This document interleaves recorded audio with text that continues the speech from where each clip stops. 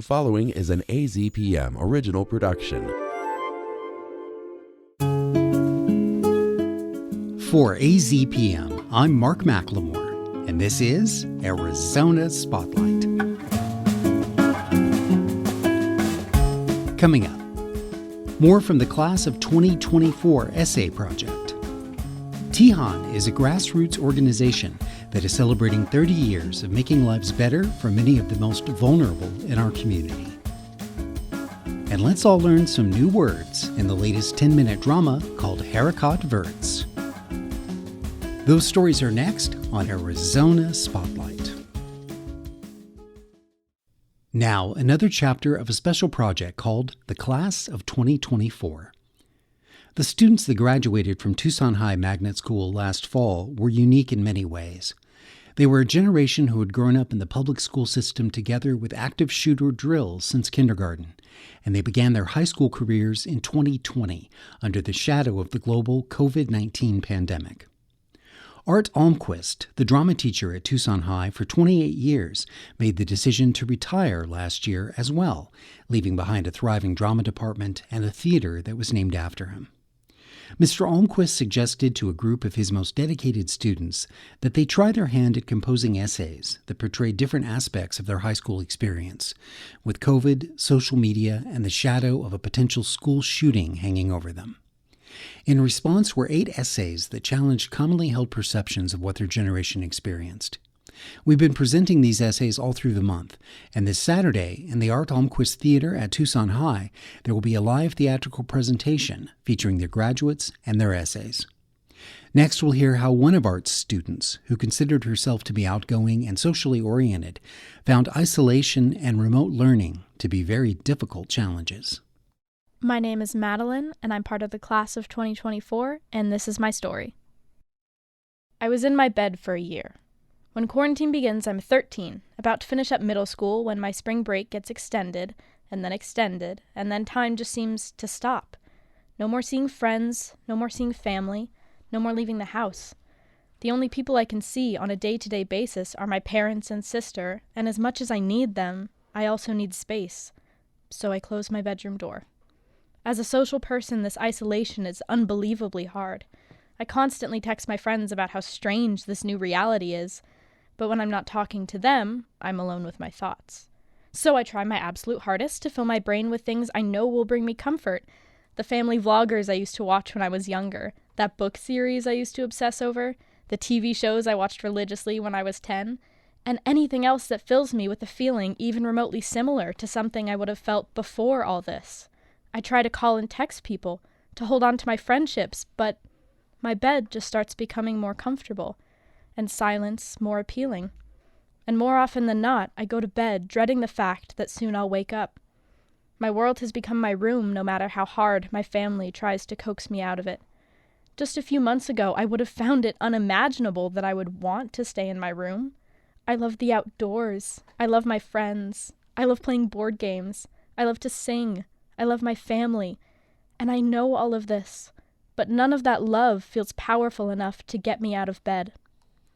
I graduate 8th grade on a Zoom call on a computer at my parents' desk. I click the small red Leave Meeting button and I'm done with middle school. It's now the first morning of my first day of high school, and I'm dressed up from the shoulders up with fun earrings to show off my personality, because it's not as if people could see my outfit in the hallway. My day is full of join codes, pressing unmute to say present and then muting myself again, and seeing about 8 people with their cameras on. After my first few classes, I realized I was one of the only few who had assumed I needed to keep my camera on. So after that, my camera stays off. As my freshman year progresses, I realize 3 things. 1. There is no real way for me to forge any friendships in this form of school. 2. It is close to impossible for me to learn any of the material in this format of education. And 3. Without learning or friendship, I don't really see a point to school anymore.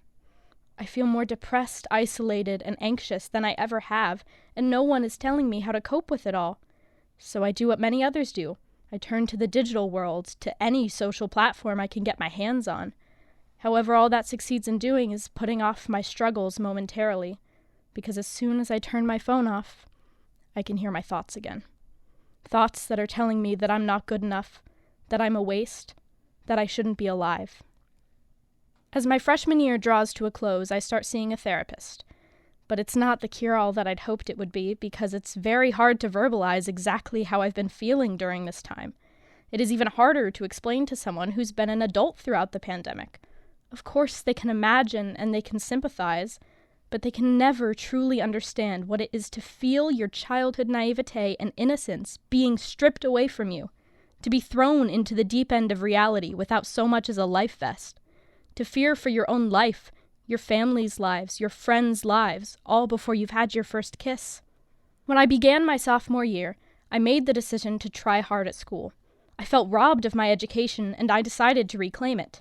I signed up for as many difficult classes as they would let me. I made friends as fast as I could and spent as much time with them as possible. I knew I had missed out on so much of the high school experience, so all I wanted was to experience all of it, now. But I slowly started to realize how fundamentally altered quarantine had left me. I had an immensely difficult time keeping up with my schoolwork. I could barely pay attention in class, and the majority of my assignments wound up turned in late. I had a very hard time keeping conversations going with my friends, and often felt out of my depth in basic social situations. And for the life of me, I couldn't understand why these things weren't coming so easily to me. But now I do. So if you were to ask me today, now that it's over, how do you reconcile with what you went through? I would say that I can never return to the girl I was on March 12th, 2020, and it is impossible for me to know what kind of person I would have been if we had not been put into quarantine the next day. But as I've grown up, I've made the decision to get out of bed every morning and accept who I am today, because I know that girl I was on March 12th, 2020, she would want me to. To hear more heartfelt and hopeful essays, plus a roundtable discussion and Q&A with all 8 of the class of 2024 students, there is a live performance of Arizona Spotlight Presents the Class of 2024 on Saturday, March 1st at 6:30 p.m. in the Art Almquist Theater at Tucson High School. It recounts the experiences of these students as they faced fear, isolation, and uncertainty while growing up in the age of school shootings and COVID-19. For information and to reserve your spot, visit azpm.org/class of 24. Since the early 1990s, a coalition of community residents has been providing compassion to those in need free of charge. Next, we'll hear how TIHAN, the Tucson Interfaith HIV/AIDS Network, can trace its origins back to a single cry for help. Tony Paniagua has an interview with one member who is currently receiving assistance and the man who has been TIHAN's executive director since its inception. Scott Blades, the executive director of TIHAN, and Tim Haver, a care partner with the organization. Thank you very much for joining us. Thanks for having us. Scott, we'll begin with you. December 1st, 2024 was a big day because you celebrated your 30th anniversary. Can you tell us about the beginnings of this organization, please? Yeah, so TIHAN has been around for 30 years, and even a few years before that, before we actually gave ourselves a name and became so formalized. But it was about 34 years ago that it was one Sunday morning. I was sitting in a church. I was brand new to the church. Had only been there a few Sundays. A man stood up during the service and said, "I have AIDS and I need some help." And I was looking around at the people in the congregation saying, these look like nice people, but I'm not sure how they're going to react, because we know that in some congregations back in 1990, that wouldn't have gone over so well. So after the service, I went to talk to this young man, and there was a line of people waiting to talk to him. There were doctors and nurses in the congregation that wanted to make sure he was getting medical care. There were social workers there that wanted to make sure he was connected to services. Grandmothers that said, "I don't know anything about AIDS, but I'll bake you a casserole so you're not hungry." There were college kids that said, if you want to hang out, watch a movie, or talk, I'm there for you. And I said, that's the kind of congregation I want to be part of. So this young man was relatively end stage with HIV, and we set up a little informal group of folks from that congregation to provide non-medical care for him. There was no proselytizing. There was nothing other than getting him rides to the doctor, making sure he was not alone, making him comfortable in his final weeks, and taking him those casseroles and having people hang out with him. And that was the beginnings of TIHAN. 4 years later is when we formally started as the Tucson Interfaith HIV/AIDS Network. The disease has changed a lot, and the organization has been able to adapt as well to the changing needs of the HIV community. And Tim, you discovered this organization shortly after you moved to Tucson in I 1997. did. So basically, pretty much at the beginning of the organization. I got in on the ground floor. And can you tell us about that? What made you seek out this organization, and how has it impacted your life? Well, it wasn't actually seeking them out. They found me. I had become a client at the Southern Arizona AIDS Foundation, and my case manager there invited me to a luncheon for people that were living with HIV and AIDS. And I thought, this is really out of the ordinary. So I went to my very first Pause Cafe. It's a luncheon that is sponsored by a number of the supporting faith communities every month, and it's for people that are living with HIV and AIDS. And we're served a wonderful lunch and given an opportunity for camaraderie, and we're presented with these lovely gift bags with hygiene items, all the kinds of things that you can't buy with food stamps. It became a real important part of my life, the monthly meetings and the sense of community. And you told me you had been diagnosed in 1986 and you were living in Denver, Colorado, right? I was. I was diagnosed in 1986, and I was so scared I didn't see a doctor again until 1996 after I had moved to Tucson. I've had some really prosperous times in my time of being positive, HIV positive, and I've had some really low points, and TIHAN has always been there to help me. Scott, and of course there are many stories as well, not only Tim's. Can you share a little bit about how many people have been helped along the way? Currently, on an annual basis, we are serving around 400 people living with HIV. Primarily, we're serving people who are long-term survivors. Most of the folks that we serve are over the age of 50, mostly members of the LGBTQ plus community, primarily people of color, and most of the folks we serve are living in poverty. It's a vulnerable population, especially during these times right now where there's lots of support services that are being impacted by this administration. So we're providing social, emotional, and practical support. And our programs have changed over the years as the needs have changed of the community. But overall, we've served over 1,000 people over the course of those 30 years. Some people for a couple of decades of living with HIV and their journey of living with this virus, and some people much more recently. And how are you funded, and how important or vital are volunteers? When we started out, there were some AIDS service organizations in town at the time, and their concern with a new organization coming in is that we were going to go after their federal funding. So the Ryan White funding that those organizations get from the government. And we promised them that we would not, and the community, that we would not go after their federal funds, and that our goal was to add resources, add funding, add advocacy, add programs, add volunteers to the pool, make it a bigger pool instead of trying to take away what they were already doing. So we are privately funded by donors in the community, individuals who give $10 a month, $20 a month, $50 a year. It's all from private donations from people in the community. We do some fundraising events, like we have one coming up, the Red Concert.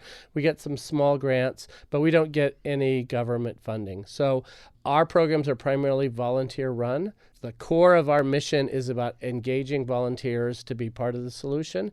And so everything we do involves volunteers. We have a few staff, and everyone else is a volunteer helping people to make a difference. And Tim, I'm sure you've come across some of those volunteers over the past couple of decades or so. What would you like to say about that group of people? They are the most generous and loving group of people.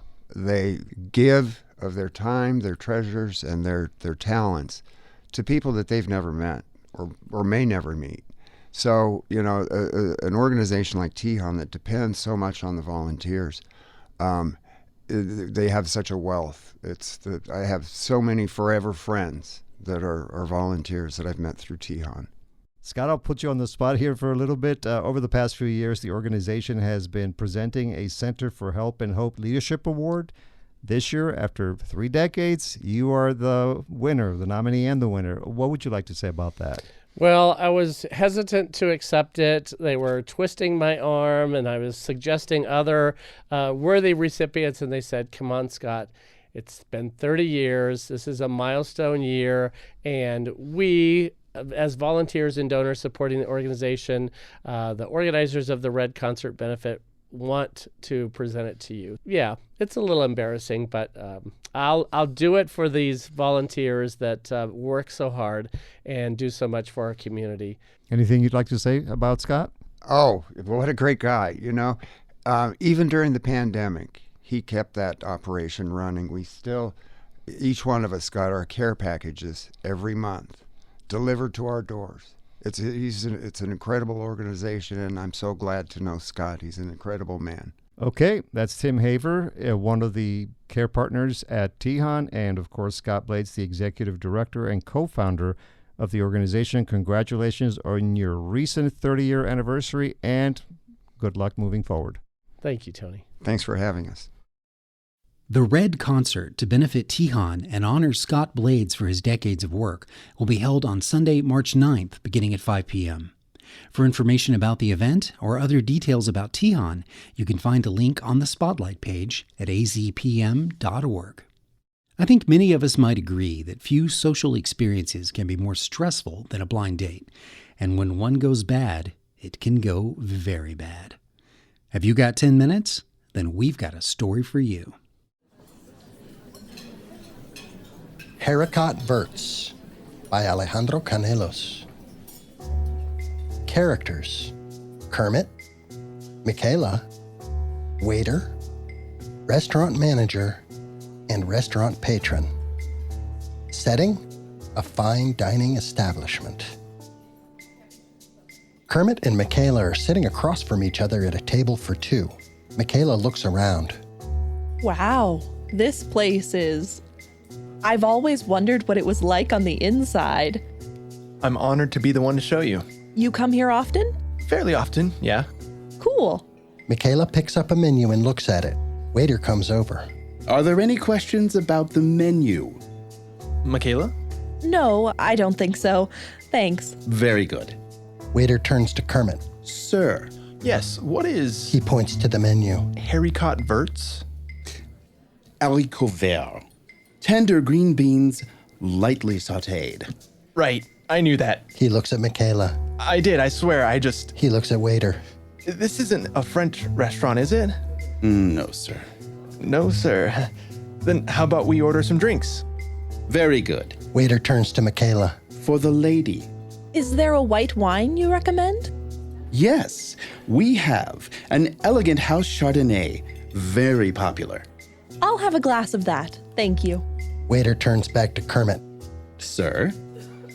I'll have a whiskey sour. A double. Waiter glances at Michaela, who's gone back to studying the menu. A double, you say? Yes. Are you sure, sir? Yes? Why? Well, sir, you've already earned one dingleboner. What? Too many would be calamitous, as I'm sure you're aware. Okay, I'll have a single. Excellent. Waiter bows his head slightly and walks away. Michaela sets down her menu and looks up, smiling. Do you know what he was talking about?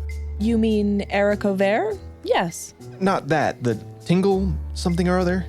I'm sorry. I was focused on the entrees.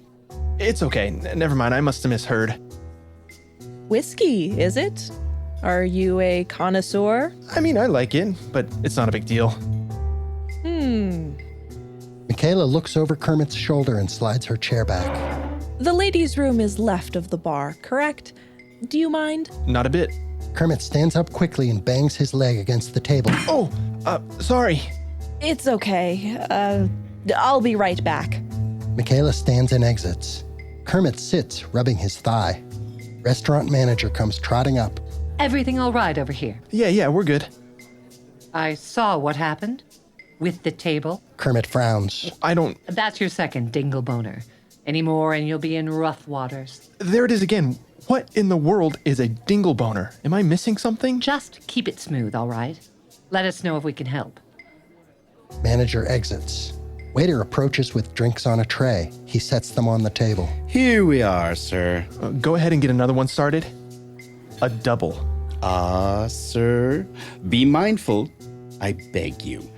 2 dingleboners before the hors d'oeuvres, an inauspicious... You need to tell me what the heck is going on. She's returning, sir. Waiter nods to Michaela as she approaches. Mademoiselle. Kermit stands. Michaela sits. Waiter leaves and Kermit retakes his seat. Very, very weird. Anyway, nice bathrooms, aren't they? Yes? Kermit looks both ways, then leans in. So, the word dingleboner doesn't mean anything to you? No. It's pretty funny, though. Yeah, that's good. I thought it was just me. These fancy joints, they speak their own language. He picks up his drink. Cheers. They clink glasses. Michaela takes a sip of wine as Kermit downs half his cocktail in one swallow. How is it? It'll do. Gets the job done, right? Kermit finishes his drink with a second swig. Yes, indeedy. Not bad at all. He sets down his glass. Do you know what you want? I'm thinking about the fish and the Haricot Verts. Are you mocking me? No. Would you rather I choose something else? That's not what I meant. I was making fun of my earlier mistake. Right, sure. She forces a smile. What about you? Waiter arrives with another cocktail. He eyes Kermit critically while swapping out the empty glass. He leaves. Me? To eat? What are you thinking? Oh, He looks down at his menu. I think the bistro burger. From the front side. She turns her menu over. I could order a sandwich if you prefer. No, please, get the fish, or whatever you want. Don't mind me, I just feel like a burger is all. I know the feeling. Kermit drains most of his double in a slow gulp. You're really enjoying those drinks. Yeah, they're fine. Hey, seriously, get whatever you want. Restaurant patron walks by and stops at the table. Great place, eh? Celebrating a special occasion? It's our first date. Kermit raises his eyebrows at Michaela, who's smiling at Patron. Patron turns to Kermit. No wonder you're struggling. What? Kermit glances at Michaela, who looks down. I understand you've already managed 3 dingleboners. Could you just leave us alone, please? If you get to 5, a bad attitude won't save you. Patron walks off. Kermit shouts after him. Have a nice night. He looks at Michaela. Something really weird is going on. He finishes his drink. You heard that, right? Dingleboners? Michaela is shaking her head. I'm sorry, but I have to tell you. She puts a hand up to her neck. There's something. Kermit puts a hand up to his neck. Other side. Kermit locates a tiny piece of tissue, rolls it into a ball, and drops it beneath the table. Jeez, why didn't you tell me earlier? I kept expecting it to fall off. Waiter comes over with another drink. Kermit glares. What now? As requested. He sets it down. I didn't ask for this. Whatever you say, sir. I can take it back if you like. Well, might as well just leave it since it's already made. Very good, sir. At 4 dingleboners, you're flirting with doom. Kermit grabs Waiter's sleeve. All right, now, you tell me what's going on. Everyone seems to be in on the gag but me and my date. Please leave me out of it. Waiter gives Kermit a thin smile. A quick look in the mirror before leaving the house would help avoid such mishaps, sir. Waiter yanks his sleeve from Kermit's grasp. Kermit points. You people are nuts. He turns to Michaela. We should go. Shall I bring the bill then? Please do. Kermit slaps his palm on the table. Waiter exits. Kermit guzzles down his drink. He pats his back left pocket, then his back right pocket, then both front pockets. Oh no. Unbelievable. What's wrong? Forgot my wallet. Shoot! And I know right where I left it. Michaela flattens the napkin on her lap. This should all be on the house anyway. He points at her wine. You gonna finish that? Really? Yeah, really, but be quick about it. I'm ready to be out of here. I don't want it. Then can I? Go ahead. You've already got 5 dingleboners. What's one more? Okay. This has to be a prank. He looks around. Where's the camera? You were warned. Waiter, manager, and patron enter and surround Kermit's chair. What's going on? They grab Kermit and stand him up. Hey, let go of me. What are you doing? Kermit is dragged away. His protests are muffled by a hand over his mouth. From offstage, yelling is heard. After a few moments, waiter, manager, and patron return, readjusting their clothing. We do apologize for the commotion, miss. What a loser. Indeed. Wait, who am I? Haricot Verts? No, listen. Haricot there. Haricot Verts. Haricot Verts. The end. Haricot Verts was written and adapted by Alejandro Canelos from his book 10-Minute Dramas. We just heard Emily Fuchs as Michaela, Sean Hazen as Kermit, Matthew Staples as the waiter, Betsy Cruz Craig as the restaurant manager, Michael Craig as restaurant patron, with stage direction read by Alejandro Canelos. It was directed by Betsy Cruz Craig of Tucson's Invisible Theater. Original score composed by Alejandro Canelos and produced by Mike Levy at 1111 Studios in Tucson. Thank you for listening to Arizona Spotlight. This show is a production of AZPM. The production engineer is Jim Blackwood. The assistant producer is Sophia Hammer. I'm producer and host Mark McLemore. AZPM podcasts are made possible in part by donations from listeners like you. Learn more at support.azpm.org. Thank you.